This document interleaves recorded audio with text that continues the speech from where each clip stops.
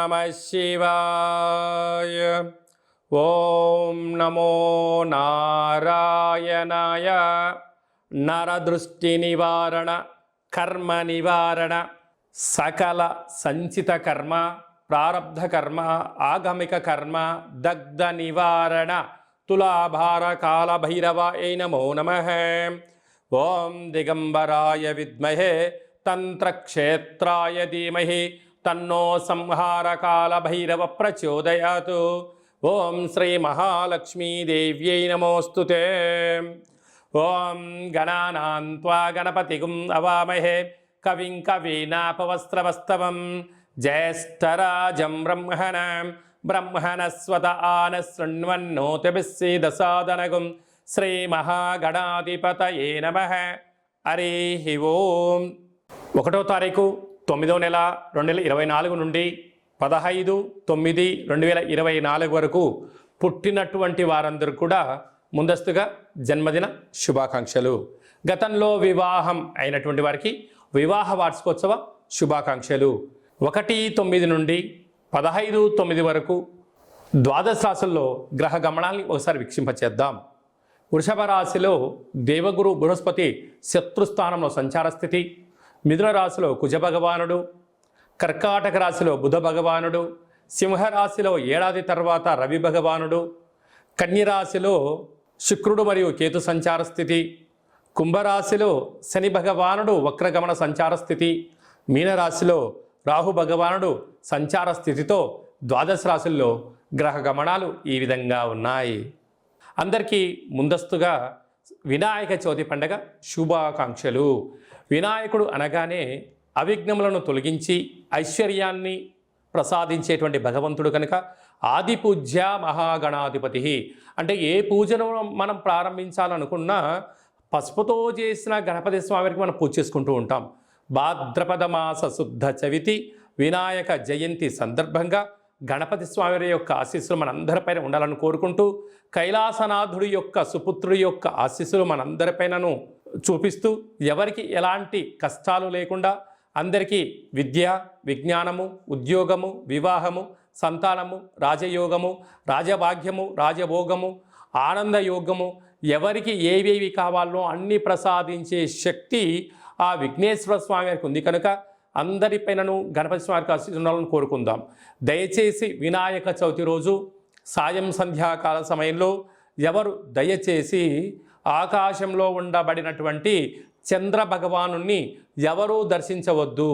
కారణం ఏమిటనగా మన కృష్ణ పరమాత్ముడు పాలలో గ్లాసులో చంద్ర భగవాను యొక్క దర్శనమైనందుకు ఆ సంవత్సరాంతము అనేక రకాలుగా చెయ్యనటువంటి నిందలను పడి అనేక రకాలుగా ఇబ్బందులకు గురయ్యాడు అని చెప్పి మనకు అనేక రకాల పురాణాలు చెప్తూ ఉన్నాయి.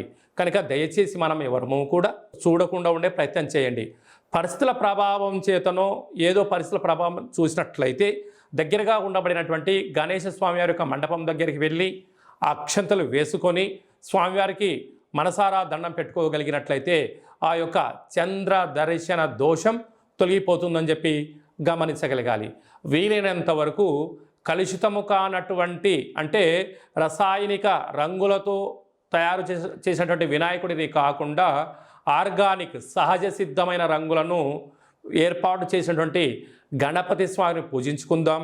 భావి తరాలకి అంటే రాబోయేటువంటి రోజులలో కలుషితము లేనటువంటి చెరువులను కాపాడుకుందాం. ఎందుకనగా చెరువులో వేయడం వలన నీరు కలుషితం అవ్వడం, అందులో ఉండబడినటువంటి జలరాశులు అంటే చేపలు కానీ కప్పలు కానీ అనేక వానపాములు కానీ అవి మరణించకుండా కాపాడుకునే బాధ్యత మన అందరిపైన ఉందని చెప్పి కూడా గమనించగలగాలి. అలాగనే సంపూర్ణంగా మనము ఈ యొక్క గరికను, ఫలాలను, పత్రాలను, పుష్పాలను భక్తితో పూజ చేసుకుందాం. గణపతి స్వామికి ఆశీస్సులు పొందుదాం. అనేక మందికి ఆదర్శంగా ఉందామని చెప్పి కూడా గమనించాలి. మేషరాశి వారు కాలమావాస్య, సోమవతి అమావాస్య సందర్భంగా ఎలాంటి విధులను పాటించాలో ఈ వీడియోలో సవివరంగా సంపూర్ణంగా తెలుసుకుందాం. మేషరాశిలో ఏ నక్షత్రాలు వస్తాయనగా అశ్విని నక్షత్రంలోని 4 పాదాలు, భరణి నక్షత్రంలోని 4 పాదాలు, కృతికా నక్షత్రంలోని 1 పాదం కలిపితే మేషరాశి. చాలామందికి పుట్టినటువంటి కాల సమయంలో డేటా ఆఫ్ బర్త్లు లేనటువంటి కారణం వలన పేరు యొక్క మొదటి అక్షరాన్ని అనుసరిస్తూ రాశిని తెలుసుకునే ప్రయత్నం చేద్దాం. చూ, చే, చో, లా, లీ, లు, లే, లో, ఆ అక్షరాల వారందరూ మేషరాశి జాతకులే.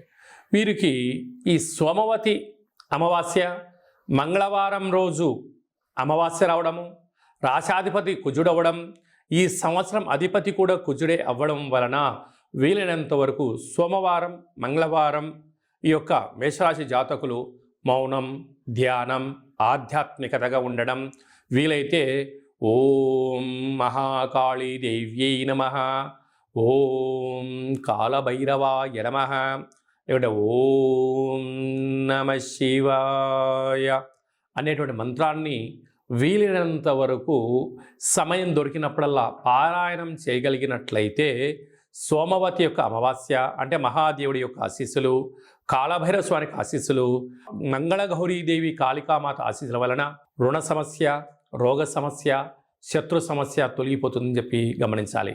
వివాహం కాని వారికి వివాహము, అయిన వారికి సంతాన యోగం, పిల్లల యొక్క చదువులు, పిల్లల యొక్క అభివృద్ధి, అత్యున్నత భూయోగము, రాజయోగము, ఆనంద సిద్ధి యోగము మేషరాశి వారి సొంతమవుతుందని చెప్పి గమనించాలి.